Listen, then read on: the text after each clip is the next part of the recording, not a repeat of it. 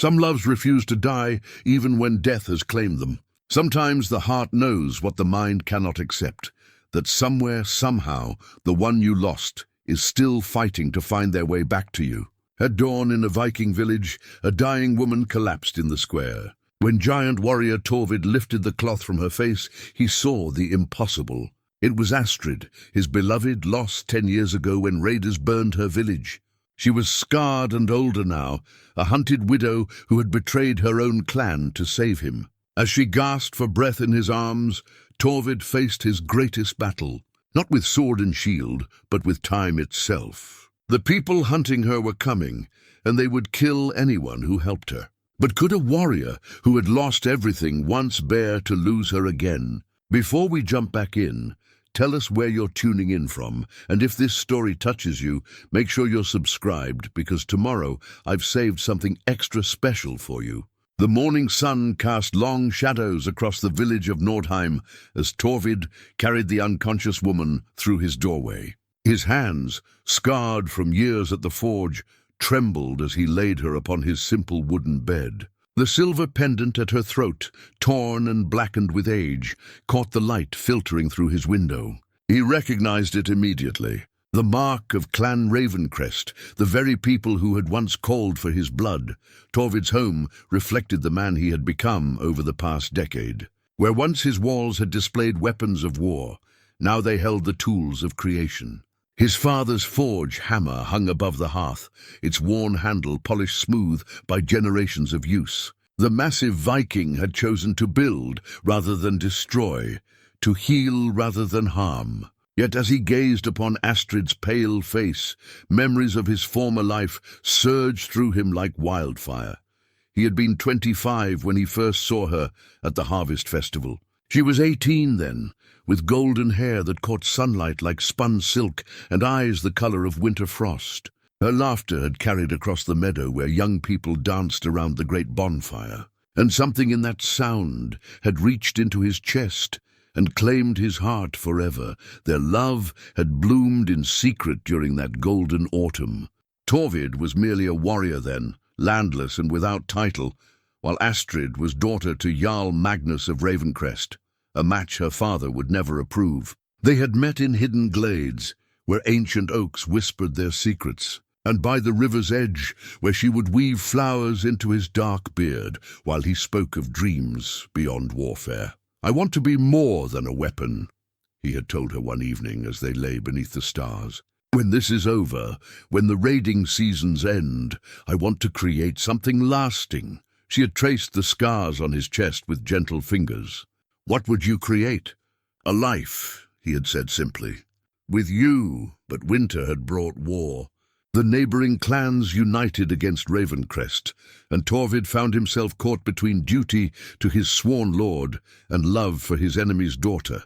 When the final battle came, Astrid had made the choice that would haunt them both. She had warned Torvid of her father's plan to ambush his forces, saving his life, but marking herself as traitor to her own blood. The aftermath had been swift and merciless. Ravencrest's forces were scattered, her father slain in the fighting. Astrid had vanished in the chaos, and when Torvid found her village 3 days later, only smoking ruins remained. The raiders had been thorough, not a soul left alive, not a building left standing. Among the charred timbers, he had found her silver pendant. Torn and bloodied, he had carried that pendant for 2 years before finally burying it beside a mountain stream, unable to bear the weight of his grief any longer. Yet here it was again, hanging from the throat of the woman he thought lost forever. Now, as he moistened her cracked lips with water and tended her wounds, the years between felt like a dream. Her face bore new scars, thin white lines across her left cheek, a deeper mark along her jawline that spoke of violence survived. Her hands, once soft as silk, were calloused and marked with old burns. Whatever she had endured in the years since her supposed death had transformed her from the sheltered Jarl's daughter into something harder, more resilient. The village began to stir outside his windows. Nordheim was a peaceful settlement of perhaps 200 souls, built around the natural harbor where fishing boats bobbed like sleeping seabirds. Torvid had come here after the wars ended, drawn by the promise of honest work and the chance to leave his past behind. The villagers knew him as their blacksmith, the gentle giant who shod their horses and mended their tools. Few suspected the depth of violence he was capable of, the skills that still lived in his muscle and bone despite years of disuse. Magnus the baker was the first to arrive, as he did each morning, seeking to have his bread knives sharpened. He was a jovial man, with flour permanently dusted in his beard, quick to share gossip and slower to judge than most. "You're late to the forge this morning, Torvid," Magnus called through the window. "The sun's been up an hour already." "I'll be along shortly," Torvid replied, not moving from Astrid's bedside. "I had a difficult night." Magnus peered more closely through the window, his expression shifting from curiosity to concern. "Is someone ill? Should I fetch Ingrid?" Ingrid was the village healer, a sharp-eyed woman who asked uncomfortable questions. The last thing Torvid needed was attention drawn to his unexpected guest. "Just a traveller who took sick on the road," he said carefully. Nothing serious, but Magnus had already seen enough to intrigue him. A woman traveller alone? That's dangerous in these times, with all the talk of raiders moving through the northern passes. Torvid's blood chilled. "What talk of raiders? You haven't heard?" "Eric the fisherman brought word yesterday from Saltbrook. A band of armed men passed through their village 3 days past, asking questions about runaway slaves. Offered good silver for information about a blonde woman traveling alone. The implications hit Torvid like a physical blow. Somehow, impossibly, Astrid's pursuers were already close. He forced his expression to remain calm while his mind raced through possibilities. What did the people of Saltbrook tell them? Nothing useful, thankfully. But Eric says they'll likely work their way down the coast, checking every village and farmstead. Magnus paused, studying Torvid's face with growing concern. "Friend, you look pale as winter. Are you certain you're well?" Before Torvid could answer, a weak voice spoke from the bed behind him. "Torvid?" Both men turned toward the sound. Astrid's eyes were open, confusion and pain written across her features as she struggled to focus on her surroundings. "Where am I?" she whispered. Magnus leaned closer to the window, his curiosity overcoming caution. "By Thor's hammer, she's beautiful even in illness. Those scars, though, she's seen hard times." Torvid moved swiftly to block Magnus's view while helping Astrid sit upright. "You're safe," he told her quietly. "You're in Nordheim, in my home." Recognition dawned slowly in her frost-blue eyes. When understanding finally came, tears followed immediately. "You're real," she breathed. "I thought I was dreaming again." "Again?" Torvid's heart clenched. "Astrid, what happened to you? Where have you been all these years?" Her gaze flickered to Magnus's face in the window, and fear replaced wonder. "We can't talk freely. There are people looking for me." "Dangerous people." Magnus stepped back from the window, clearly sensing undercurrents he didn't understand. "Perhaps I should leave you to tend your guest in peace," he said diplomatically. "But Torvid, if you need anything, if there's trouble coming, you know the village stands together." After Magnus departed, Astrid struggled to sit up fully. Torvid supported her with gentle hands, marveling at how fragile she felt beneath his touch. Yet there was steel in her voice when she spoke. "They'll find me soon," she said. "I've been running for months, but they're relentless. I shouldn't have come here. I've put you in danger just by being near you. Who's hunting you?" Torvid asked, though part of him already suspected the answer. "My brother." The words came out bitter as winter wind. "Eriksson has claimed leadership of what remains of Clan Ravencrest. He wants me dead, Torvid. Not captured, dead, your brother." Torvid's memories of Eriksson were dim but unpleasant. A spoiled youth, 2 years younger than Astrid, always resentful of his sister's intelligence and their father's obvious preference for her counsel. "He rules through fear now," Astrid continued. "The clan members who remember me, who might question his right to lead. He's eliminated most of them already. But I know things, Torvid. Things that could destroy him if the truth came to light." She touched the pendant at her throat with trembling fingers. "When I escaped my captors last spring, I learned that my supposed death was no accident. Eriksson sold me to slavers himself, told them exactly when and where to find me. He wanted everyone to believe I died in the raid so he could claim leadership unchallenged. The rage that filled Torvid's chest was so pure and hot it frightened him. For 10 years he had mourned her death, carried guilt for not saving her, built his entire new life around the wound of losing her. To learn it had all been orchestrated by her own blood. "Peace," Astrid said softly, seeing the fury in his eyes. "I've learned that anger without purpose is just another kind of prison. What matters now is survival." But even as she spoke of survival, Torvid could see the exhaustion that went deeper than physical weariness. This was the fatigue of someone who had endured too much for too long, who had perhaps given up hope of ever finding true sanctuary. Outside, the village was coming fully alive. Children's laughter carried on the morning breeze, mixing with the sound of fishing nets being mended and the rhythmic strike of hammer on anvil from the forge next door. It was a good life here, peaceful and honest. Everything Torvid had wanted when he first dreamed of laying down his weapons. Now that peace hung by a thread, dependent on choices he wasn't prepared to make. He could send Astrid away, give her supplies and directions to safer territories, and hope Ericsson's men never learned she had been here. Or he could stand and fight, risking everything he had built to protect the woman he had never stopped loving. As if reading his thoughts, Astrid reached out and took his hand. Her touch was gentle but firm, carrying a strength that spoke of battles fought and survived. "I won't ask you to risk your life for me again," she said. "I know what it cost you the first time. But Torvid, could you help me reach the harbor? There are ships there that could take me far from here, to lands where Ericsson's reach doesn't extend." He looked into her eyes and saw the girl he had loved reflected there, but changed, tempered by suffering into something precious and unbreakable. The thought of letting her slip away again, of watching her disappear into uncertainty while he remained safe behind his walls, was unbearable. "No," he said quietly. "No. No more running, Astrid. No more hiding." He stood slowly, his full height making the modest room feel suddenly small. "You're home now. And by all the gods of our fathers, I swear that you'll stay home." For the first time since awakening, she smiled. It was a fragile thing, tentative as spring sunshine, but it transformed her scarred face into something radiant. "My fierce protector," she whispered. "But are you prepared for war, Torvid? Because that's what's coming. Ericsson won't simply let me vanish again. He'll burn this entire village to ash before he lets me escape his reach."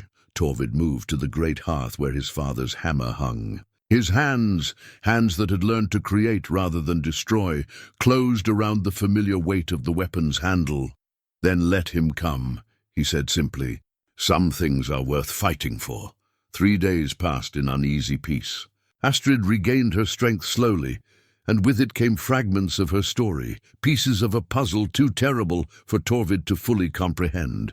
She spoke in whispers during the long nights, her voice carrying the weight of unspeakable years. "I remember the smoke first," she said on the second evening as they sat before his hearth. "When I woke in the slave cart, the smell of burning wood was still in my hair. They told me my village was gone, my father dead, everyone I knew reduced to ash." Torvid kept his eyes on the fire, knowing that watching her face as she spoke would be unbearable. "Where did they take you?" "South, to the mining territories. I was sold to a man named Grimwald, who owned copper pits deep in the mountains. For 3 years I worked in darkness, chained to other women who had forgotten their own names." Her voice remained steady, but her hands trembled slightly. "Eventually they moved me to the household where I met Henrik. The name hung between them like a blade." Torvid had seen the simple gold band she still wore on her finger, tarnished but unbroken. He was Grimwald's nephew, there to learn the mining trade. Kind where his uncle was cruel, gentle where others were harsh. She touched the ring unconsciously. "When he learned I was there against my will, he began making plans to help me escape. Eventually, he claimed me as his bride under the old laws, the only way to remove me from his uncle's ownership legally." "You loved him," Torvid said quietly. "I learned to love him. He never asked about my past, never demanded more than I could give. We had 4 good years together in a small village where we could live quietly. For the first time, her voice softened with something approaching happiness. Until Ericsson's men found us last spring. How did he die? They came in the night, claiming Henrik was harboring stolen property. When he refused to surrender me, they killed him. The words came out flat, drained of emotion. I barely escaped through the back window while they burned our home around his body. Before Torvid could respond, sharp rapping came at the door. He rose swiftly, motioning for Astrid to move into the back room where she would be hidden from view. When he opened the door, he found young Bjorn standing in the twilight. His usually cheerful face creased with worry. Bjorn was the closest thing to a brother Torvid had in Nordheim, a fellow veteran of the clan wars who had also chosen peace over violence. At 30, he served as the village's watch captain. Though his duties typically involved settling disputes over fishing rights rather than preparing for actual combat. "We need to talk," Bjorn said without preamble. "Not here, too many ears. Meet me at the old watchtower in an hour." An hour later, under cover of full darkness, Torvid made his way to the abandoned watchtower that overlooked the harbour. Bjorn was waiting for him, along with Eric the fisherman, whose weathered face showed deep concern. Eric was past 60, but still sharp as his own filleting knife, respected throughout the village for his wisdom. "Tell him what you told me," Bjorn said without preamble. Eric spat into the darkness before speaking. "I was in Saltbrook today, trading for salt and rope. The tavern keeper there pulled me aside with news that made my blood run cold." "What news?" Torvid asked, though his heart already knew. "Armed men came through yesterday. 15 of them, well-equipped and bearing the markings of Clan Ravencrest. They're not ordinary sellswords. These are trained warriors. They've been asking very specific questions about a blonde woman traveling alone, offering substantial rewards for information." "Did anyone talk?" "Not in Saltbrook, but they're working their way down the coast systematically. They've got gold to spend and patience to burn." Eric's voice dropped to a whisper. "They're carrying something, a carved wooden raven that serves as both message and threat. Anyone who aids their quarry will face the full wrath of Clan Ravencrest." The carved raven. Torvid remembered such tokens from the old days. They were used to carry formal declarations of blood feud, promises of violence that bound the bearer to follow through regardless of consequences. "How long before they reach Nordheim?" Torvid asked. 2 days, maybe 3 if they continue their methodical search pattern," Eric replied. "But there's something else you need to know. The man leading them, tall, blonde, with a scar running from his left ear to his collar. The tavern keeper said he called himself Ericsson Ravencrest. Astrid's brother had come personally. That meant this was about more than simply recovering a runaway slave. "What do you know that you're not telling us?" Bjorn asked quietly. "This isn't about some random traveler seeking shelter, is it?" Torvid weighed his options carefully. Bjorn and Eric were good men, loyal friends who had earned his trust over years of shared labor and mutual respect. But involving them in this conflict meant asking them to risk everything. "The woman they're hunting is someone from my past," he said finally. "Someone I thought was dead for 10 years. "Someone important to you," Eric observed. It wasn't a question. Yes, important enough to fight for. The question hung in the salt-tinged air between them. Below, the harbour waters lapped gently against the dock posts, carrying the promise of escape for anyone wise enough to take it. Torvid could put Astrid on a fishing boat tonight, send her north to the independent settlements where clan politics held no sway. But as he stood there in the darkness, he could still feel the weight of her hand in his, could still see the fragile hope that had flickered in her eyes when he promised she was home. "Yes," he said simply, "important enough to fight for." Bjorn was quiet for a long moment, considering. When he spoke, his voice carried the weight of old friendship and older loyalties. "Then we have work to do. 15 trained warriors is too many for just you and me to handle in open battle. We'll need to be smarter than they are." "We?" Torvid asked. "You think I'd let you face this alone? We've shared too much blood and brotherhood for that." Bjorn clapped him on the shoulder. "Besides, it's been too long since we had any real excitement around here." Eric spat again, but this time It carried a note of grim satisfaction. "I may be too old to swing a sword effectively, but I still know these waters better than any man alive.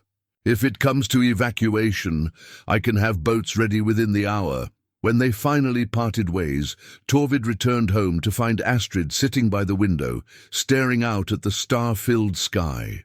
She turned when he entered, and he could see that she already knew what the meeting had revealed. "They're coming," she said. "Yes, your brother leads them personally." She nodded as if she had expected this. "Then you know now what I couldn't tell you before. This isn't just about recovering a runaway slave. Eriksson needs me dead because I know the truth about Father's death." "What truth?" "Eriksson didn't just arrange for me to be captured and sold. He murdered our father himself during the battle, struck him down from behind when no one was watching. I saw it happen, Torvid. In the chaos of fighting, I witnessed my brother commit kinslaying for the sake of power. The revelation hit like a physical blow. Kinslaying was the gravest crime in their culture, an act that brought shame upon entire bloodlines for generations. If such knowledge became public, it would destroy not just Eriksson, but the entire remnant of Clan Ravencrest. That's why he sold you into slavery," Torvid realized. "Not just to claim leadership, but to silence the only witness to his crime, and why he can never let me live. As long as I draw breath, his secret isn't safe." She stood slowly, moving to face him directly. "Now you understand why I said you weren't prepared for war. This isn't about love or honor.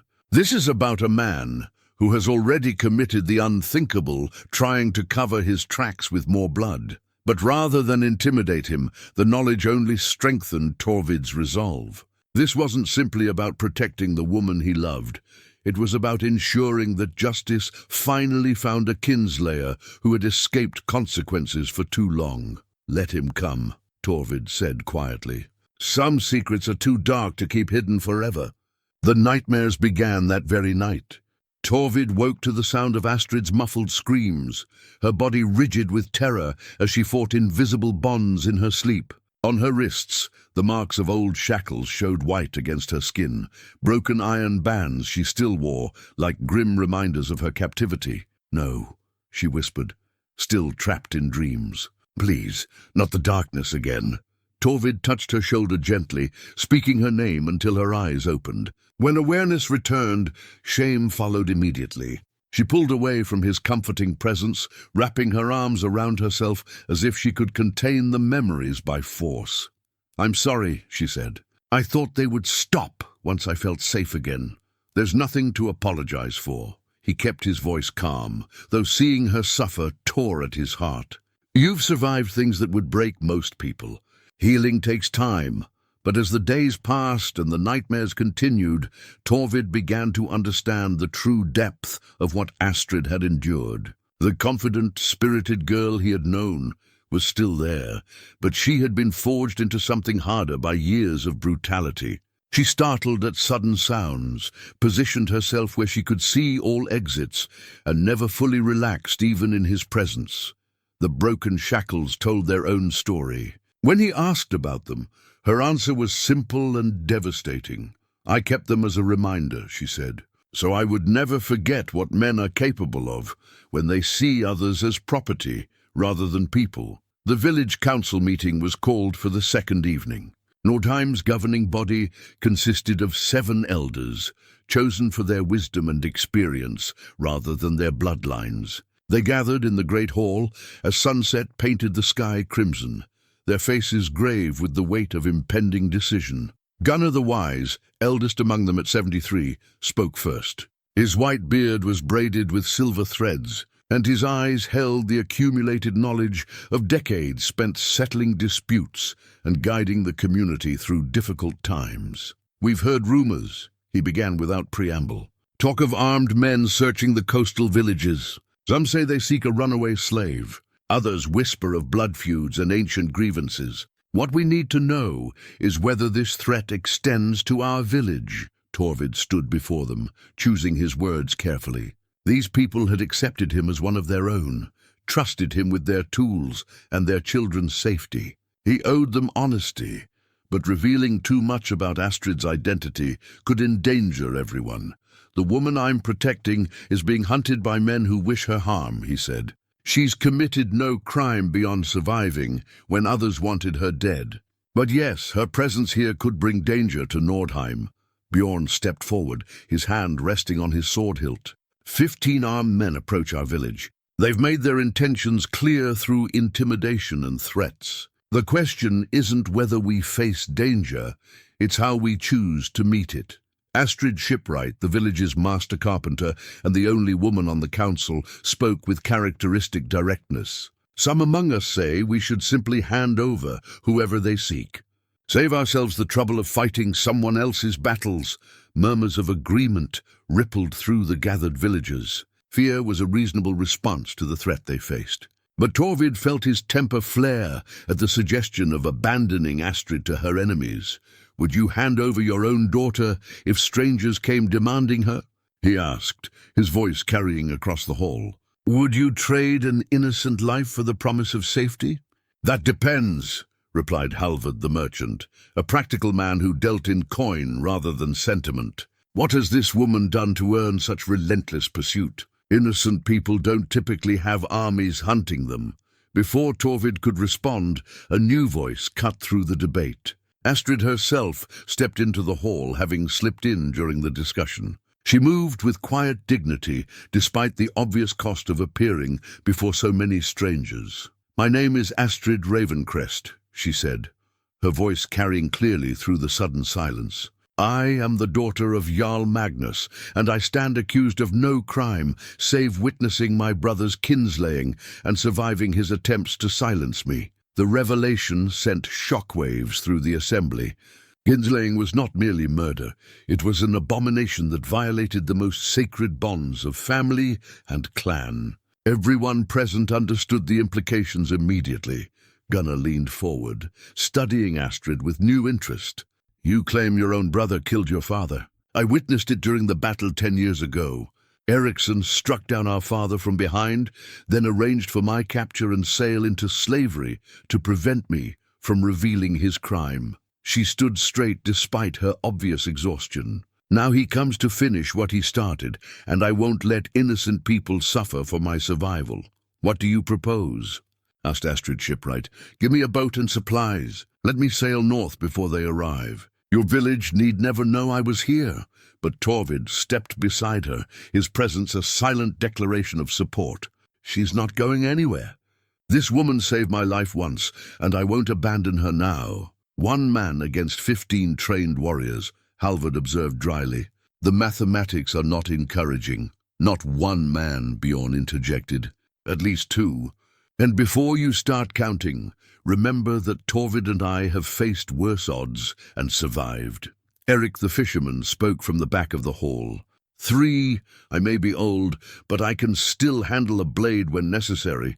Slowly, other voices joined them. Magnus the baker, despite his peaceful nature, stood to pledge his support. Young Olaf the herder, barely 18 but fierce with a spear, added his strength to their cause. Even some of the women declared their willingness to fight rather than surrender an innocent to certain death, but the division was clear.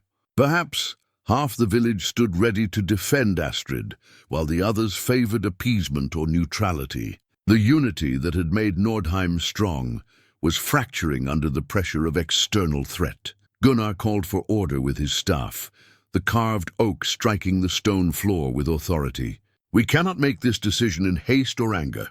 I propose we adjourn until morning, giving everyone time to consider carefully what course serves our community best." As the villagers dispersed, Torvid walked Astrid home through streets that felt different now, charged with tension and uncertainty.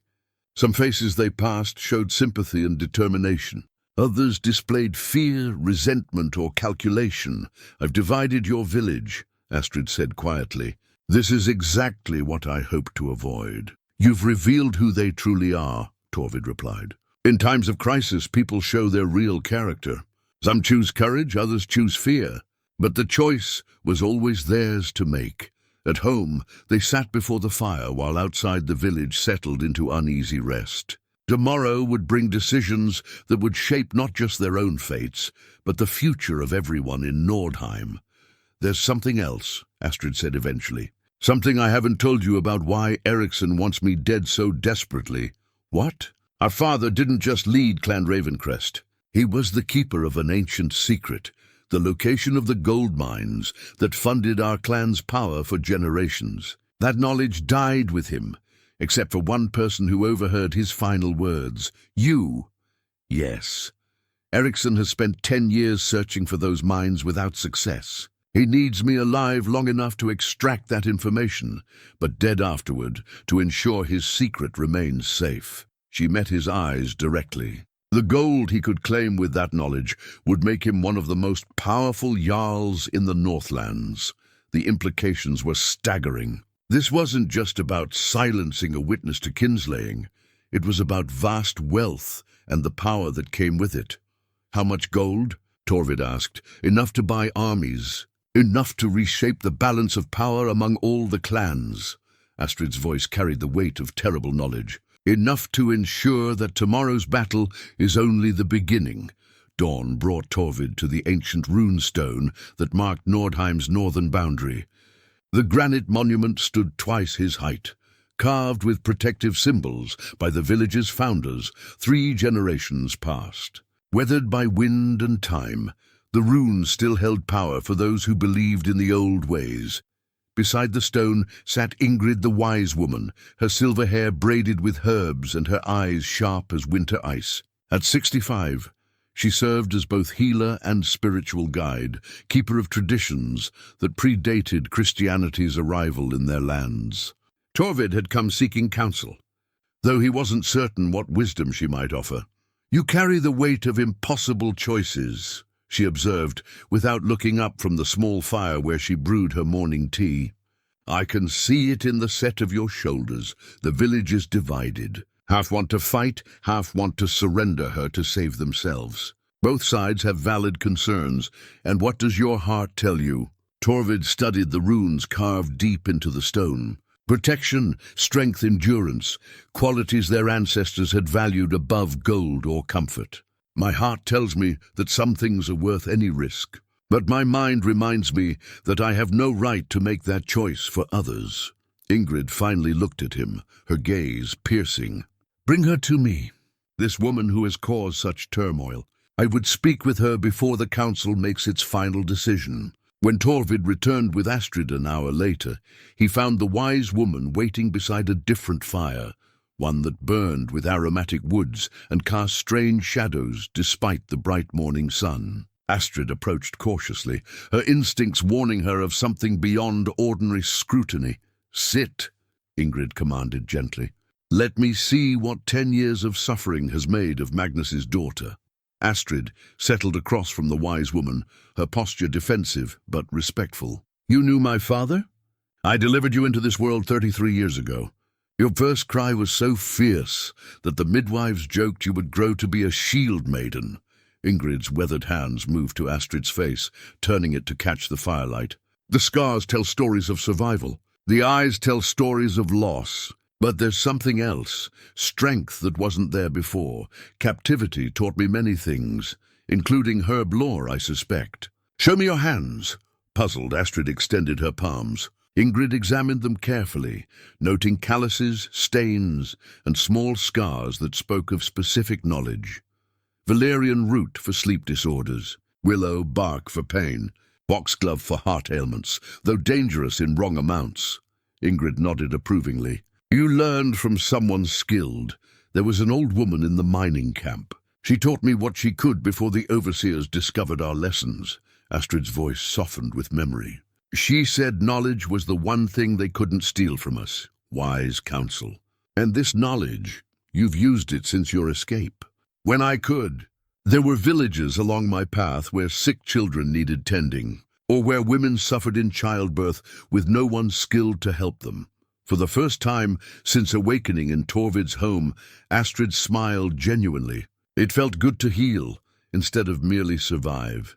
Ingrid stood slowly, her joints protesting the movement. "Come, there's someone I want you to meet." They walked to a small cottage on the village's edge, where young Sigrid lived with her infant son. The baby had been born weak and sickly, struggling to thrive despite his mother's desperate efforts.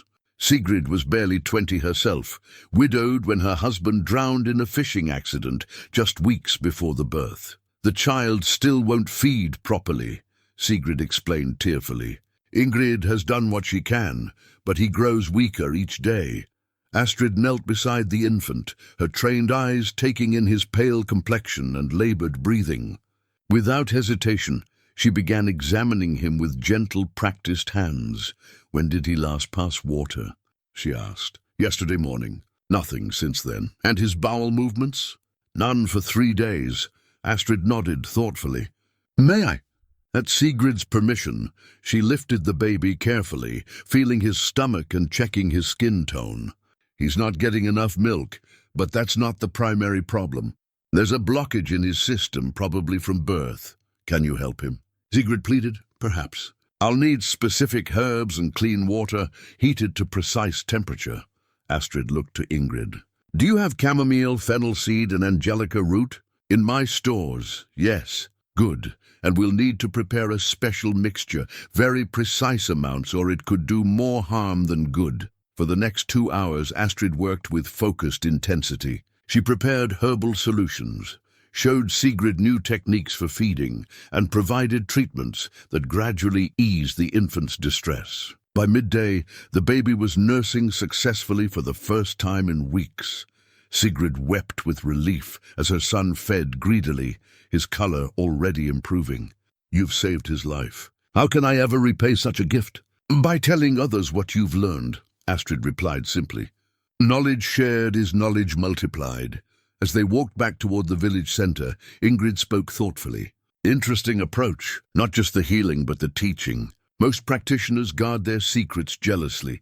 Secrets kept by one person die when that person dies. Secrets shared by many become wisdom that outlasts any individual life.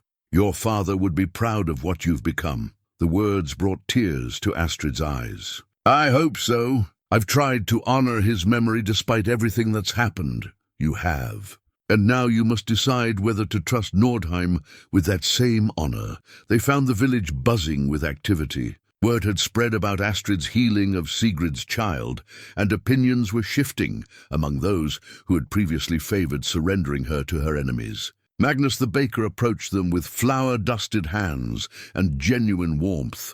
"My wife's sister lives in Saltbrook," he said quietly. "She sent word this morning by messenger bird. The armed men you spoke of questioned her specifically about herb women and healers passing through. They're not just hunting you for past crimes. They know about your skills." Astrid felt ice form in her stomach. "They want my knowledge for themselves, or they want to ensure no one else benefits from it," Torvid observed grimly. Bjorn joined them, his expression troubled. "There's more news from the messenger. The armed men split their forces. 10 continue down the coast toward us, but 5 have gone inland to cut off escape routes through the mountain passes." "They're boxing us in," Torvid realized. "No," Astrid said quietly. "They're ensuring I can't escape with the knowledge they need. This was never about simple revenge. It's about claiming everything my father built and everything I've learned since." As the implications settled over them, the afternoon sun seemed less warm. Eriksson wasn't coming merely to silence his sister. He was coming to strip away every piece of value she possessed before ending her life. The ancient runestone stood silent in the distance, its protective symbols weathered but enduring. Like the village itself, those runes had survived storms that seemed impossible to weather. Whether Nordheim would prove equally resilient remained to be seen. The first bounty hunters arrived at sunset, their approach marked by the nervous bleating of sheep in the outlying pastures. 3 men on horseback crested the hill overlooking Nordheim, their weapons clearly visible and their intentions unmistakable. They made no effort at stealth. This was meant to be seen to intimidate, to announce the arrival of serious trouble. Torvid watched from his forge, his father's battle-axe now unwrapped and hanging within easy reach. The weapon felt foreign in his hands after years of disuse, yet muscle memory remained strong. Around the village, other preparations were underway. Those who had chosen to fight were quietly positioning themselves, while those who favored appeasement gathered in worried clusters. "They're testing our resolve," Bjorn observed, joining Torvid at the forge window. "Seeing how we react to pressure." "And what do they see?" Torvid asked. "A village divided against itself, half ready to fight, half ready to flee. From their perspective, we must look like easy prey, but appearances could deceive." As the three riders descended toward the village proper, they encountered their first surprise. Little Kari, Magnus the baker's 6-year-old daughter, had wandered too far from home while chasing her escaped chicken. The lead rider, a scarred man with cold eyes, reined in his horse directly in front of the child. "You there, girl," he called out in a voice that carried casual menace. "We're looking for someone. A woman with blonde hair and blue eyes. Have you seen any strangers in your village?" Kari looked up at the mounted warrior with the fearless curiosity of childhood. Instead of answering, she asked her own question. "Are you here to hurt people?" The rider laughed harshly. "Only those who stand in our way, little one. Now answer. Have you seen this woman?" Before Kari could respond, Astrid herself emerged from behind the granary wall. She had been gathering herbs with young Sigrid, learning the local varieties for her healing work. Now she stood in plain sight, making no attempt to hide her identity. "I'm the woman you seek," she said calmly. "There's no need to frighten children." The lead rider's eyes lit with triumph and greed. "Astrid Ravencrest, your brother sends greetings and an invitation to return home." "My brother sends killers and calls it an invitation." Astrid stepped closer, her posture relaxed but alert. "How touching. He merely wishes to discuss family matters. Surely you wouldn't deny him that courtesy. The last time we discussed family matters, he murdered our father." I'm not eager to repeat the experience. The rider's facade of politeness cracked slightly. "Those are dangerous accusations, woman. Be careful what lies you spread." But their conversation was interrupted by an unexpected development. Young Kari, still standing beside the horse, had apparently grown bored with adult talk. With the thoughtless boldness of childhood, she reached up and began petting the animal's nose. "Pretty horse," she said cheerfully. "What's his name?" The scarred rider looked down at her with irritation. "Get away from there, child. This is no place for—" His words were cut short as Astrid moved with sudden purpose. She had been studying the riders carefully, noting their weapons, their positioning, their apparent readiness for violence. More importantly, she had been noting their weaknesses. The healing knowledge she had gained during her captivity included more than herbs and birthing techniques. She had also learned about pressure points, about places where the human body was vulnerable to precisely applied force. Now she demonstrated that knowledge. Moving with deceptive casualness, she stepped close enough to touch the rider's leg where it hung beside his saddle. Her fingers found the nerve cluster just below his knee and pressed with surgical precision. The effect was immediate and dramatic. His entire leg went numb, causing him to lose balance and slide sideways from his mount. As he hit the ground hard, Astrid scooped up little Kari and stepped back to safety. The other two riders spurred their horses forward, but found their path blocked by villagers who had emerged from seemingly nowhere. Magnus the baker held a heavy wooden paddle. Eric the fisherman brandished a wicked-looking fish-gutting knife. Even mild-mannered Olaf the herder had armed himself with a long-handled spear. "Interesting welcome for peaceful travelers," the second rider observed, his hand moving toward his sword. "Interesting definition of peaceful," Bjorn replied, stepping into view with his own blade drawn. "Most peaceful travelers don't threaten children." The tension stretched tight as a bowstring. Violence seemed inevitable until the fallen rider struggled to his feet, his face flushed with embarrassment and rage. "This isn't over," he snarled at Astrid. "Ericsson offers terms now, but his patience has limits. Refuse his generosity and you'll face the consequences." "What terms?" Torvid asked, though he suspected he already knew. "Safe passage for the village if they surrender the woman by dawn tomorrow. Refusal means everyone suffers for harboring a kinslayer's enemy. And what happens to her if we agree to these terms?" Magnus demanded.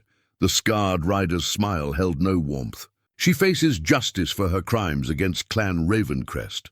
"What crimes?" Little Carrie piped up, still held safely in Astrid's arms. She helped my friend's baby get better. That's not a crime.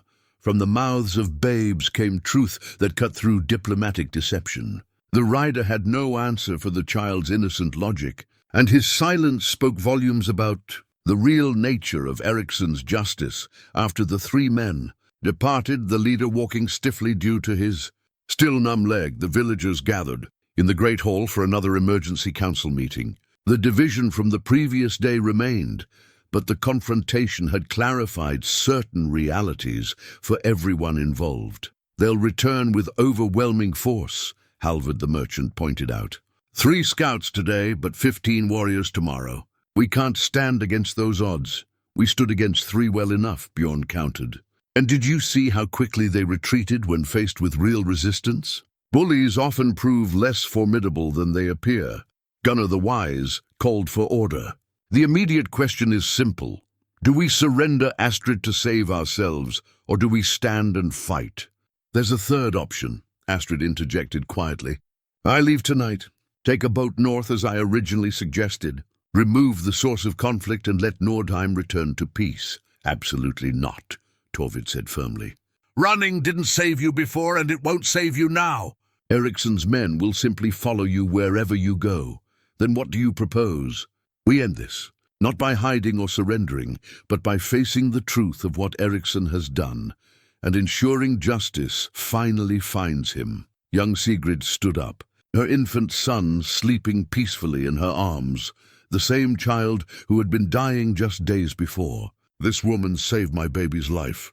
She asked for nothing in return except the chance to teach me how to help him myself. If that's the kind of person we're supposed to surrender to killers, then we're not the community I thought we were. Her words carried weight that political arguments could not match. Around the hall, faces began to harden with resolve rather than fear. The decision, when it came, was not unanimous. But it was clear enough to chart their course forward. Nordheim would stand. That evening, as preparations for the coming battle intensified around them, Astrid sat alone in Torvid's home, turning her wedding ring between nervous fingers. The simple gold band caught firelight like captured tears, reflecting memories of a life that felt both distant and achingly present. Torvid found her there when he returned from the village armory, his face streaked with soot from sharpening weapons, and his hands bearing fresh calluses from work he had hoped never to do again. He paused in the doorway, studying the woman he had thought lost forever. You're thinking about him, he said quietly. It wasn't a question. Henrik deserved better than the death he received. Astrid's voice carried guilt that had nothing to do with logic. If he had never met me, he would still be alive. Still tending his uncle's business, still believing the world held more good than evil. Torvid settled beside her on the simple wooden bench, careful not to crowd her, but close enough to offer comfort if she would accept it. Tell me about him. She looked surprised by the request. Why would you want to hear about my husband? Because he was part of your life. Because understanding him helps me understand who you became during the years we were apart. Torvid's honesty was gentle but complete. And because I need to know if I'm asking you to betray his memory by being here. Astrid was quiet for a long moment, her thumb tracing the ring's worn surface. When she spoke, her words carried the weight of careful consideration. Henrik was patient in ways that most men are not. When Grimwald's nephew first claimed me as his bride, I expected the worst. I had learned that men who owned women rarely distinguished between property and partnership. She paused, gathering difficult memories. But Henrik never demanded anything I wasn't ready to give. For the first year of our marriage, he treated me more like a sister than a wife. That must have been confusing.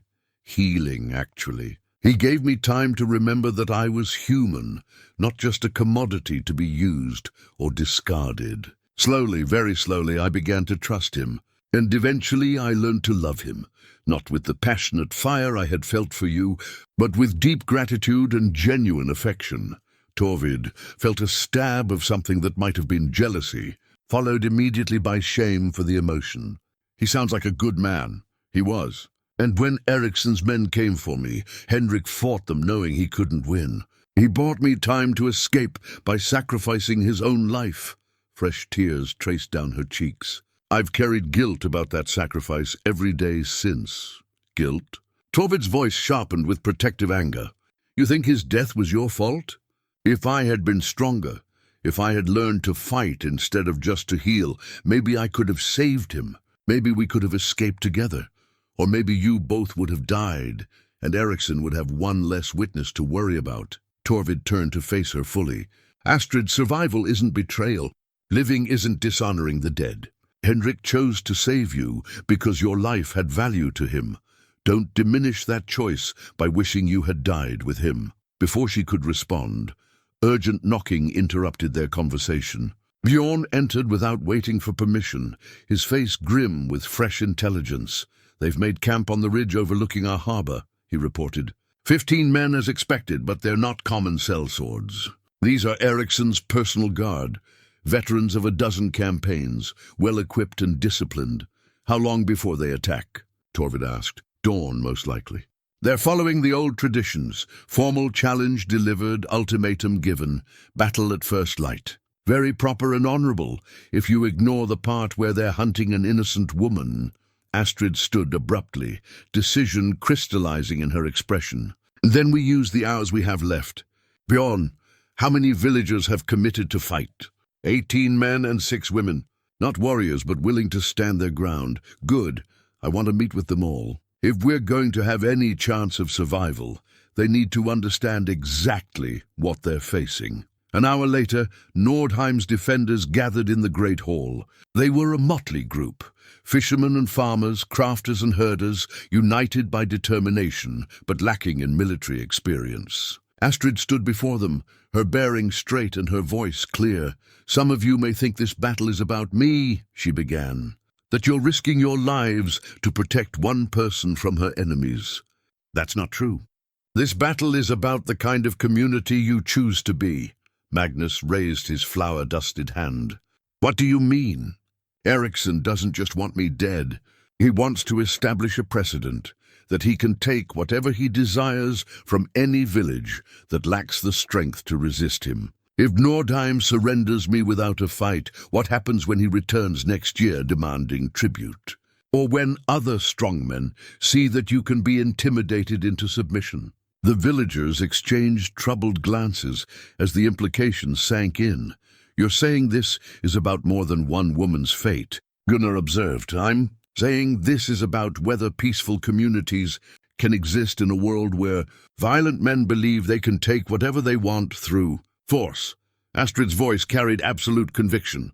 Eriksson has already proven he'll kill family members for power. Do you think he'll hesitate to harm strangers who inconvenience him? Young Olaf spoke up nervously. But we're not warriors. Most of us have never killed a man. Neither have I, Astrid replied. But I've learned something during my years of captivity and running. Sometimes the choice isn't between violence and peace. Sometimes it's between standing up to bullies or spending the rest of your life on your knees. Eric, the fisherman, spat thoughtfully. The lady speaks truth. I've seen what happens to communities that won't defend themselves. They don't stay peaceful, they just change masters. As the meeting progressed, Astrid began teaching them tactics she had observed during her captivity. How to use terrain to advantage, how to coordinate attacks against superior numbers, how to identify and exploit weaknesses in armor and formation. Remember, she concluded, they expect easy victory against frightened farmers. They're not prepared for organized resistance from people fighting to protect their homes. When the defenders finally dispersed to make their final preparations, Torvid lingered with Astrid in the now empty hall. You've done something remarkable tonight, he said. You've given them hope. I've given them purpose. Hope they'll have to find for themselves. Outside, the northern lights began their ancient dance across the star-filled sky, painting the world in ethereal green and gold. It seemed impossible that such beauty could exist on the eve of violence. Yet there it was, proof that some things endured, regardless of human conflict. Whatever happens tomorrow, Astrid said quietly, I want you to know that coming home to you was worth every risk. Torvid took her hand. feeling the calluses that told stories of survival and strength. You are home, and tomorrow we make sure it stays that way. The messenger arrived in the hour before dawn, when the sky held that peculiar grey quality that preceded either sunrise or storm. Torvid was checking weapons in the village armory when young Knut burst through the door. His face flushed from hard riding, and his clothes mud-splattered from the treacherous coastal path. "Message for Astrid Ravencrest," the boy gasped, extending a sealed parchment with shaking hands. "From Saltbrook." The rider said it was urgent, life or death urgent. Torvid examined the document carefully. The seal was unfamiliar, but the quality of the parchment and the formal script suggested official correspondence. More troubling was the timing. Who would send messages in the middle of the night unless the contents were either very good news or very bad news? He found Astrid in the Great Hall, making final preparations for the defense of the village.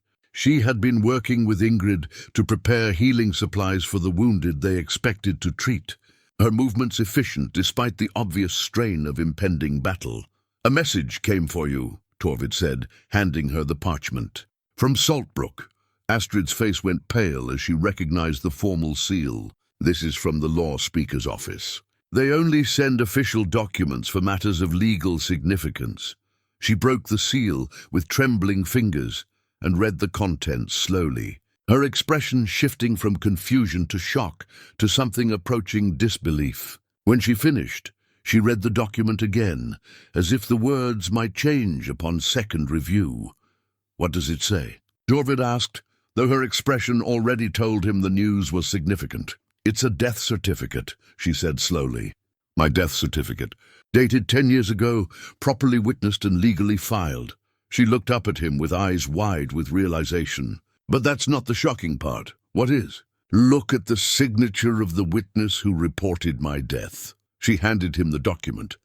Pointing to a name written in careful script at the bottom of the page, Torvid read the name aloud: Henrik Grimwaldson. His voice trailed off as the implications became clear. "Your husband? The man I thought I met by chance in the mining camp. The gentle nephew who saved me from his uncle's cruelty." Astrid's voice carried a hollow quality, as if she was speaking from a great distance. "According to this document, he witnessed my death in the raid on my village, 3 years before I ever met him." The revelation hit Torvid like a physical blow. Everything they thought they understood about Astrid's captivity and rescue suddenly required re-examination. "There's more," Astrid continued, her voice growing stronger as anger replaced shock.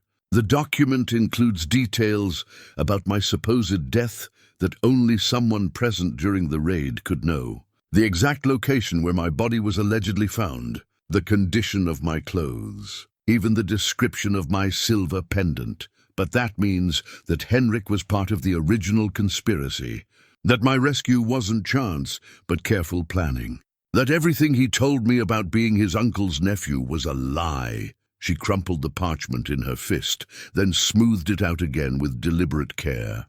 "But why would the law speaker's office have this document now? And why send it to me?" Before Torvid could attempt an answer, Bjorn burst into the hall with news that made the morning's revelations even more complex. "Something's wrong with Eriksson's camp," he reported breathlessly. "I was scouting their position from the eastern ridge when I saw riders approaching from the south. Not reinforcements. These bore different clan markings." "What clan?" Astrid asked sharply. Hard to tell from that distance, but their banners were white and gold. And when they reached Eriksson's camp, there was some kind of confrontation. Shouting, weapons drawn, very heated discussion. White and gold were the colors of Clan Ironhold, traditional allies of the Ravencrests, but independent enough to challenge questionable leadership. If they were confronting Eriksson directly, it suggested political complications beyond simple family vengeance. How many riders? 20 at least, maybe more. They outnumbered Eriksson's force significantly. Astrid stood abruptly, decision crystallizing in her expression. "I need to see this for myself." "Absolutely not," Torvid said firmly. "Walking into their camp would be the only way to learn what's really happening. Don't you see? This document changes everything. If Henrik was part of the original conspiracy, then there are players in this game we haven't identified yet. People with the power to arrange legal documents and coordinate complex deceptions across multiple clans. Against his better judgment, Torvid found himself agreeing to escort her to a vantage point where they could observe the enemy camp safely. They made their way through the pre-dawn darkness to the eastern ridge, moving carefully to avoid detection. What they found there defied their expectations entirely. Ericsson's camp was in chaos. The white and gold banners of Clan Ironhold surrounded his position, and heated arguments were clearly visible even from a distance. More shocking still was the presence of a figure in law speaker's robes, a neutral official whose presence indicated formal legal proceedings rather than simple military action. "By the gods," Astrid whispered. "What is happening down there?" Their answer came from an unexpected source. A voice spoke from behind them, calm and measured and entirely too familiar. "Hello, my dear wife." They spun around to find Henrik standing 10 paces away, very much alive and accompanied by 2 armed men bearing Clan Ironhold insignia. He looked older than Astrid remembered, his hair now streaked with grey and his face bearing new scars. But his gentle smile remained exactly as she remembered. "You're dead," Astrid said flatly. "I saw Ericsson's men burn our home with your body inside. You saw what we wanted you to see. The body you mourned was a vagrant who had died of fever the day before. We needed you to believe I was gone, so you would run, exactly as you did." Torvid's hand moved toward his weapon, but Henrik raised a peaceful palm. "Please, I mean no harm to either of you. In fact, I'm here to help resolve this situation with minimal bloodshed." "Resolve it how?" Torvid demanded. "By presenting evidence that will destroy Ericsson's credibility permanently and restore Astrid to her rightful position as head of Clan Ravencrest." Henrik produced a leather satchel from beneath his cloak. Documents proving his kinslaying, witness testimonies from clan members he thought he had silenced, and most importantly, proof that he has been systematically looting the clan's treasury for his personal enrichment. Astrid stared at the man she had believed dead, her mind struggling to process the implications of his presence. "How long?" she asked quietly. "How long have you been alive while I mourned you?" "Since the night you fled. We staged my death to give you motivation to disappear completely, knowing that Ericsson would eventually exhaust his resources searching for you and leave himself vulnerable to challenge. Clan Ironhold has been investigating Ericsson's illegal activities for years. When we learned of his plans to eliminate you, we decided to use his obsession to gather the evidence needed to remove him from power legally. You used me as bait," Astrid realized, her voice carrying dangerous calm. "We protected you while gathering the proof needed to ensure justice. Everything we did was designed to keep you safe while building an unassailable case against your brother." The conversation was interrupted by sounds of movement from the camp below. Ericsson's forces were breaking camp hastily, clearly outnumbered and outmaneuvered by the arrival of Clan Ironhold's representatives. "It's over," Henrik said with satisfaction. "Ericsson's reign of terror ends today, and you can finally return home to claim your birthright." But Astrid's expression held no gratitude, only cold fury. "My birthright?" she said quietly. "My home. You orchestrated 10 years of separation. Let me believe the man I loved was dead and manipulated every choice I made for the sake of your political games. And now you expect me to thank you for it?" Henrik's confident smile faltered as he began to understand that his grand revelation was not producing the grateful reunion he had anticipated. "Astrid, I know you're angry, but get out," she said simply. "Take your evidence, expose my brother, restore justice to the clan. But leave me out of your schemes. I've found my home, and it's not with people who think love is a tool for manipulation."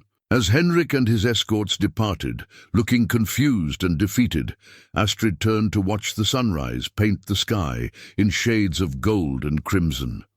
"So," Torvid said quietly, "it's over." "No," Astrid replied, her voice carrying new strength and certainty. Now it begins. The war horn of summoning had not sounded in Nordheim for 3 generations. Its voice was deep and mournful, carved from the tusk of an ancient whale and blessed by the village's founding fathers. When Torvid lifted it to his lips that morning, the sound that emerged seemed to carry the weight of destiny itself. From every corner of the village, the defenders responded. They came with fishing spears and farming tools, with family heirlooms that had gathered dust in forgotten corners, with whatever weapons their peaceful lives had managed to provide. But more importantly, they came with resolve that had been tested and proven strong. Astrid stood beside him on the great hall steps, her silver pendant catching the morning light like captured starfire. The revelation about Henrik's deception had changed something fundamental in her bearing. Where before she had carried the weight of survival and guilt, now she radiated the quiet confidence of someone who finally understood her own worth. "You don't have to do this," Torvid said quietly as the villagers assembled before them. "Henrik was right about one thing. Your brother's power is broken. You could leave with Clan Ironhold's representatives and reclaim your birthright safely." "My birthright isn't a title or a throne," Astrid replied. "It's the right to choose my own path, to stand with people who value truth over political advantage." She turned to face him fully. "Besides, there's still the matter of those 15 warriors who threatened our home. Politics aside, they came here seeking to harm innocent people. That requires an answer." Bjorn approached them, his armor polished to mirror brightness and his ancestral sword hanging at his side. Behind him came Eric the fisherman, Magnus the baker, young Olaf the herder, and all the others who had chosen to stand rather than kneel. "The scouts report that Eriksson broke away from the main group," Bjorn announced. When Clan Ironhold's representatives arrived with their evidence, most of his men abandoned him rather than face charges as accomplices. But 5 remain loyal, desperate men with nothing left to lose. "Where are they now?" Astrid asked, approaching the village from the north. "They'll be here within the hour." Bjorn's expression was grim but determined. 6 men against our 24. Better odds than we expected, but these aren't common soldiers. They're Eriksson's inner circle, men who have shared in his crimes and know their only hope is to complete this mission. Torvid studied the assembled defenders, seeing courage mixed with understandable fear. These were good people who had chosen to risk everything for principle, but they weren't warriors. The responsibility for their lives weighed heavily on his shoulders. "There's still time to reconsider," he announced to the group.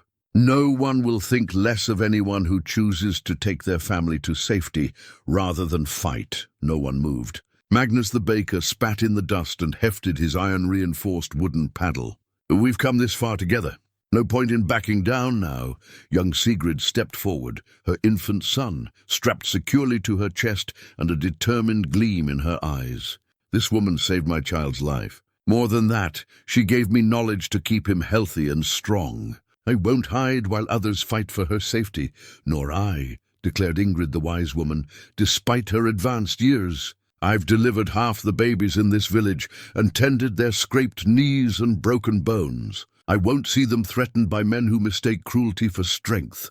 As the morning progressed, the defenders made their final preparations under Torvid's guidance. The peaceful blacksmith had become something else entirely, a tactical commander drawing on skills he had hoped never to use again. His transformation was both inspiring and sobering, a reminder of what civilized men were capable of when pushed beyond their limits.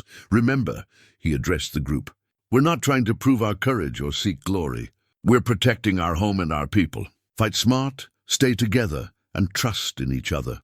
Astrid had been working with Ingrid to prepare a field hospital in the Great Hall, but as the moment of battle approached, she made a decision that surprised everyone. "I'm fighting with you," she announced, picking up a sword that Bjorn had found for her. "Absolutely not," Torvid said immediately. "You're the reason they're coming. Keeping you safe is the entire point of this battle." "No," Astrid replied firmly. "The point of this battle is proving that good people don't have to submit to bullies. I won't hide behind others while they risk their lives for that principle." She tested the sword's weight, her movements showing more familiarity with weapons than anyone had expected. During her years of captivity and flight, she had clearly learned more than just healing arts. Besides, she added with a smile that held no humor, I have some things to say to my brother. Things that are long overdue. The sound of approaching horses ended all discussion. From the north came 6 riders, their armor black with dried blood, and their faces marked by the desperate fury of men with nothing left to lose. At their head rode Ericsson Ravencrest, once proud heir to a noble clan, now reduced to leading a band of killers in a final, futile gesture of defiance. He had changed in the decade since Astrid had last seen him. Where once he had been merely spoiled and resentful, now he carried the mark of true corruption. His eyes held the flat coldness of someone who had crossed moral boundaries so often that he no longer remembered what honor felt like. Sister, he called out as his party reached the village edge. I see you've found new pets to hide behind. Oh, touching.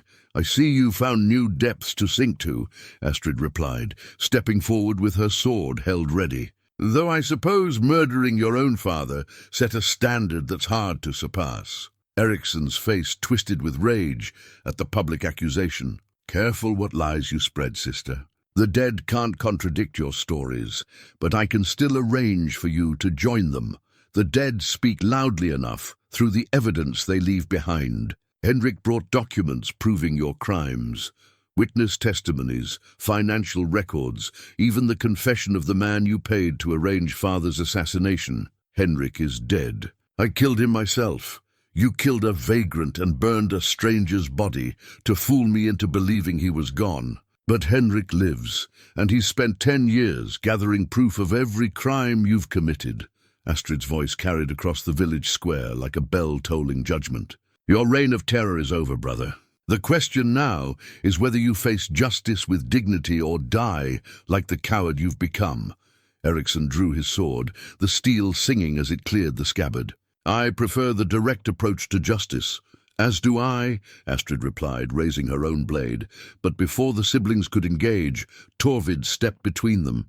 In his hands was the weapon that had hung above his hearth for 10 years, his ancestral battle-axe, its edge gleaming with deadly purpose.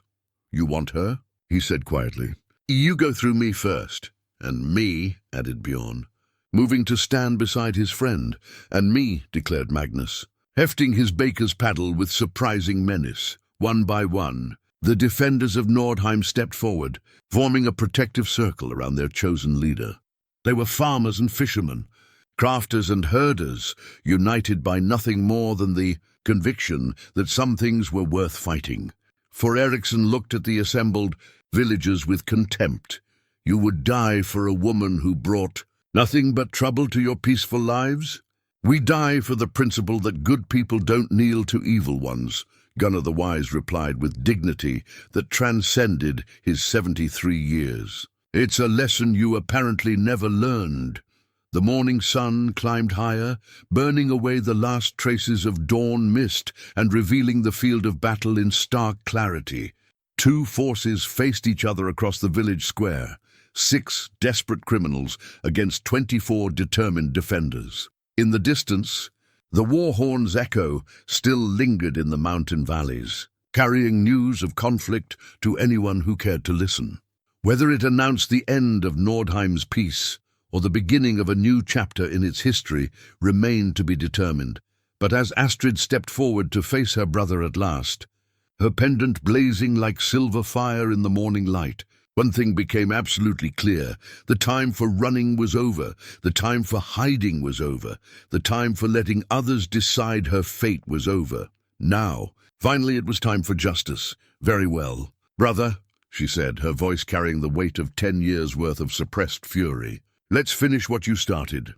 The battle for Nordheim's soul was about to begin. The first charge came without warning. Ericsson's desperation translated into brutal efficiency as his remaining warriors spurred their horses forward, seeking to break the defenders' line through sheer momentum and shock. But the peaceful villagers of Nordheim had learned their lessons well. Torvid's ancestral shield, cracked from a dozen ancient battles but still strong, caught. The leading rider's sword strike with a sound like thunder. The impact sent vibrations up his arm, but his stance held firm. Behind him, the defensive formation he had drilled into his neighbors held its shape despite the terrifying reality of mounted combat. "Spears forward!" Bjorn shouted, his voice cutting through the chaos of battle cries and clashing steel. The villagers responded with precision that would have impressed professional soldiers. Eric, the fisherman's spear, found the side of the second horse, bringing both mount and rider crashing to the ground in a tangle of limbs and curses. Magnus, the baker's iron-reinforced paddle, caught a warrior's sword arm with bone-crushing force, sending the weapon spinning away across the square. But Ericsson himself had eyes only for his sister. He dismounted in a fluid motion, his blade singing through the air in a deadly arc aimed at Astrid's neck. She met his attack with her own sword, the clash of steel against steel ringing like a bell across the battlefield. 10 years I've searched for you," Ericsson snarled, pressing his attack with vicious intensity. 10 years of wondering if you would appear at the worst possible moment to destroy everything I've built. Everything you stole, Astrid corrected, parrying his strikes with growing confidence. Everything you murdered for. Her swordwork was better than Torvid had expected, though clearly self-taught. She lacked formal training, but compensated with speed, intelligence, and an intimate knowledge of her brother's fighting style, gained from childhood sparring sessions. Around them, the battle raged with the desperate intensity of a conflict where no quarter would be asked or given. Young Olaf the herder proved surprisingly effective with his long-handled spear, using reach and mobility to harass mounted opponents while staying clear of their swords. Ingrid the wise woman had positioned herself strategically near the Great Hall steps, ready to tend wounded defenders while staying clear of the main combat. But it was becoming clear that 6 professional warriors, even outnumbered, were taking a terrible toll on the village's makeshift army. Gunnar the Wise fell with a deep gash across his chest, saved from death only by Magnus's timely intervention. Sigrid took a sword cut to her shoulder while protecting her infant son. Though she continued fighting one-handed with fierce maternal fury, Torvid found himself engaged with 2 opponents simultaneously. Ericsson's lieutenant, a scarred veteran named Rolf, and a younger warrior whose desperation made him dangerous despite his inferior skill. The ancestral shield that had protected his family for generations deflected blow after blow, but the accumulated damage was beginning to show. "You cannot win this," Rolf declared between sword strikes. "We are trained killers. You are farmers playing at war.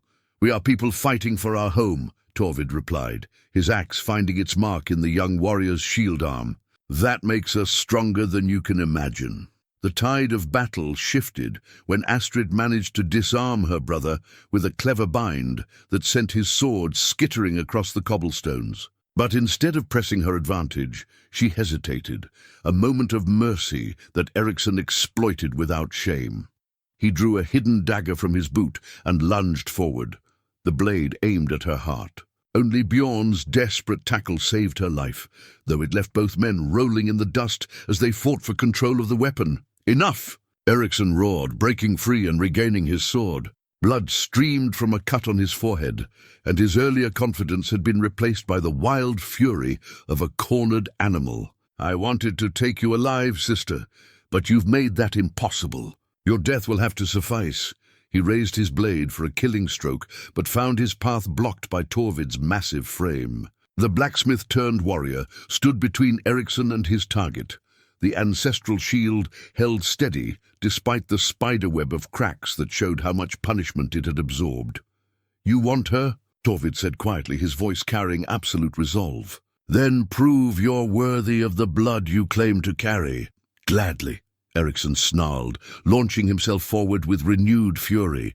The clash between them shook the very stones of the village square. Ericsson was skilled, vicious, and fighting with the desperation of a man who knew defeat meant death or disgrace. But Torvid fought with something more powerful than skill or desperation.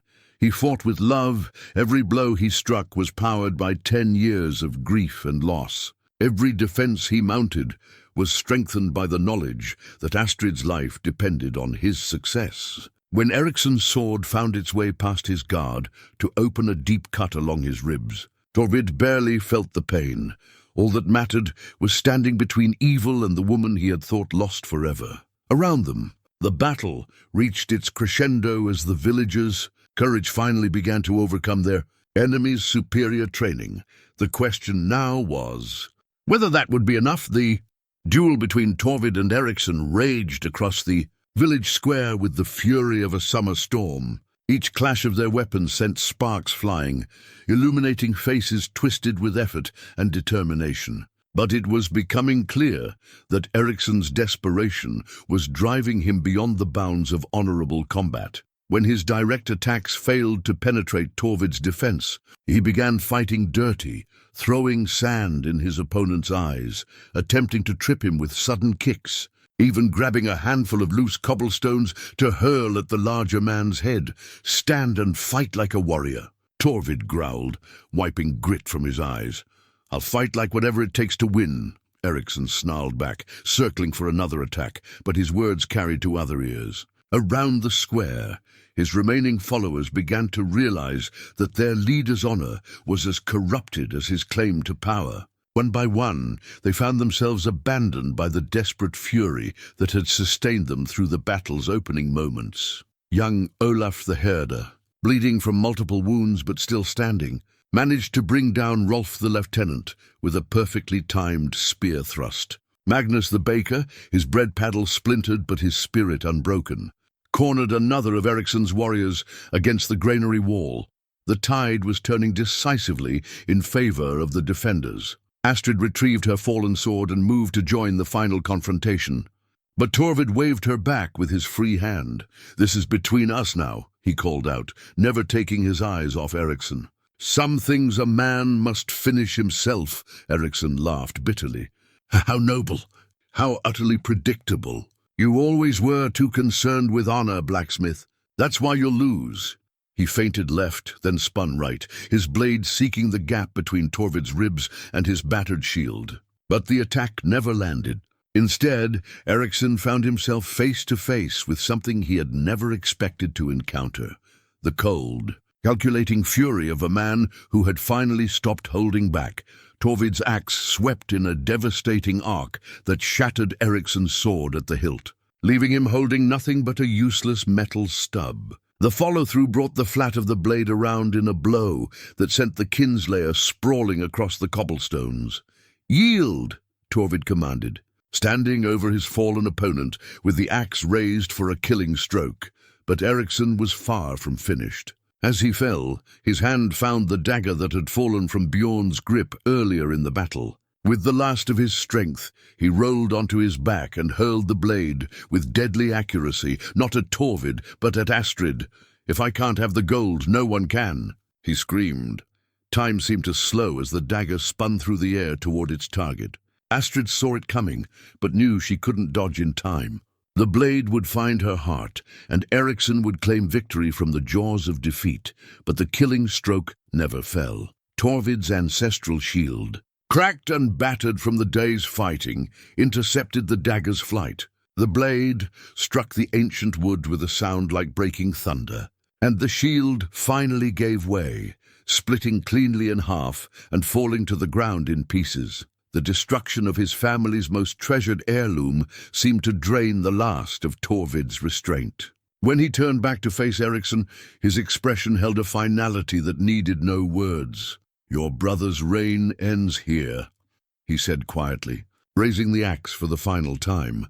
But Astrid stepped between them, her hand gentle but firm on his arm. "No," she said, "not like this. He tried to kill you and failed. Look around you, Torvid. Look at what we've accomplished together." Around the square, the villagers were binding their wounds and helping their injured friends. Eric the fisherman was tending to Gunnar the wise, whose chest wound was serious but not fatal. Magnus was sharing water with Sigrid, whose infant son had slept peacefully through the entire battle. Even young Olaf was grinning despite his injuries, proud to have proven himself in combat. "We won," Astrid continued. "Not through superior violence, but through superior purpose. Don't let his corruption change who you are. Eriksson lay on the cobblestones, broken and defeated. His followers were either dead or captured, his power shattered, his secrets exposed. The broken crown that had once symbolized his clan leadership lay trampled in the dust nearby, shattered pieces of gold and silver that would never be whole again. What happens to him now? Torvid asked, though he already suspected the answer. Clan Ironhold's representatives are still here. They'll take him back to face formal judgment for his crimes. Astrid knelt beside her brother, her expression mixing sorrow with resolution. The kinslaying will be proven in open court. His followers will testify to save their own lives. Justice will be served properly. Eriksson looked up at his sister with eyes that held no remorse, only bitter defeat. You think you've won something here, he wheezed, but you've thrown away a fortune in gold for the sake of these peasants. Father would be ashamed. Father would be proud, Astrid replied quietly. I finally learned what he tried to teach us, that true wealth isn't measured in gold. As the sun reached its zenith over the village square, the battle for Nordheim's soul finally came to an end. 3 months after the battle, Nordheim had transformed from a quiet fishing village into something altogether more significant. Word of their stand against tyranny had spread along the coastal trade routes, drawing visitors, merchants, and even emissaries from distant clans who wanted to meet the people who had proven that courage could triumph over superior force. But the most important changes were quieter ones, visible only to those who knew what to look for. The village forge rang with renewed purpose as Torvid worked on his latest project, a set of wedding braids, crafted from silver threads that bore the colors of both his adopted home and Astrid's ancestral clan. The intricate weaving represented something new in their world, a union that transcended past betrayals and created traditions. Rather than simply inheriting them, Astrid moved through the village with the easy confidence of someone who had finally found her place in the world. Her days were spent tending the sick, teaching healing arts to anyone willing to learn, and helping to establish the school of practical knowledge that had grown from her simple lessons with young Sigrid. The infant who had nearly died was now a robust child whose laughter could be heard throughout the village. His mother had become Astrid's most dedicated student, learning not just herb lore, but the deeper principles of healing that went beyond physical remedies. The body remembers trauma, Astrid explained to her students one afternoon as they gathered in the great hall. But it also remembers healing. Our task is to help people remember they are stronger than whatever tried to break them.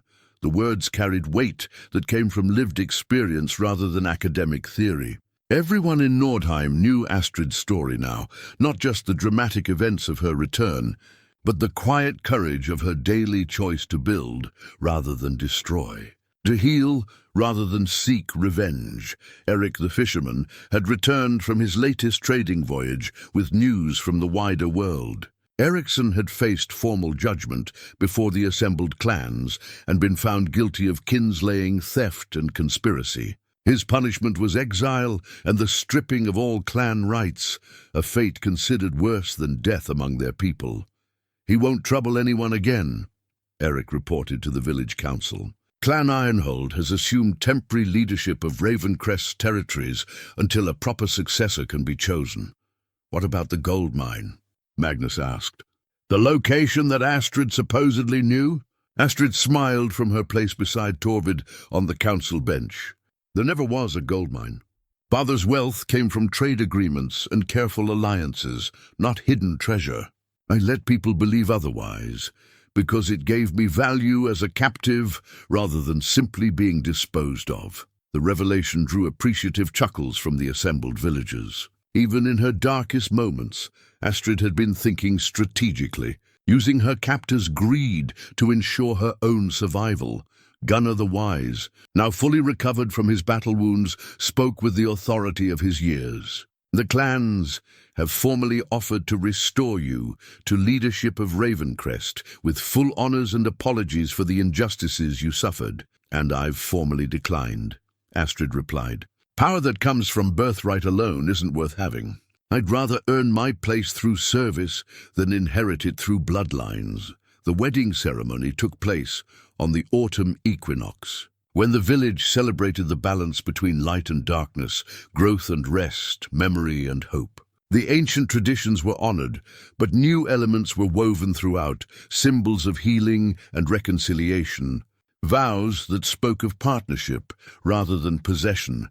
Ingrid, the wise woman, presided over the ceremony, her voice carrying across the harbor where fishing boats bobbed like sleeping birds and the setting sun painted the water in shades of gold and crimson. Marriage is not the binding of two half-people into one whole, she intoned, following rituals that predated memory. It is the joining of two complete souls who choose to walk the same path. When the time came for the exchange of rings, Astrid slipped the simple gold band from her finger, Henrik's ring, worn for so many years, and placed it gently on the altar beside other offerings to the past. In its place, Torvid placed a new ring he had forged himself, its design incorporating silver from her ancestral pendant and gold from his own family's treasures. "I give you my heart freely," he said, the traditional words carrying new meaning after all they had endured. Not as payment for past debts or promise of future service, but as a gift between equals who choose to face whatever comes together. "I give you my trust completely," Astrid replied, her voice clear despite the tears that traced down her cheeks. "Not because I must, but because I can. Not because you've earned it through suffering, but because you've shown yourself worthy of it through kindness." As the ceremony concluded and the village celebration began, they found themselves alone for a moment on the great hall steps, watching their friends and neighbors dance around the great bonfire. "Do you think we'll be happy?" Astrid asked, her hand finding his in the dancing shadows. "I think we'll be real," Torvid replied. "Happy, sad, angry, peaceful, all the things that make life worth living. But we'll be real together, and that's worth more than any fairy tale ending." In the distance, the lighthouse keeper lit the great beacon that would guide ships safely home through the night. Its steady beams swept across the harbor in endless rotation, a promise that some lights never failed, that some guides could always be trusted. The village of Nordheim settled into peaceful rest, secure in the knowledge that they had faced the worst that could come and emerged stronger. Tomorrow would bring new challenges, new opportunities to choose between courage and fear, between community and isolation. But tonight, love had triumphed over betrayal, and that was enough. Some stories end with great victories or terrible defeats. This one ended with something rarer and more precious, the quiet understanding that home isn't a place you're born to, but a place you choose to build, with people who matter more than comfort or safety. And in the gentle light of stars, reflected on peaceful water, that understanding felt like the most valuable treasure of all.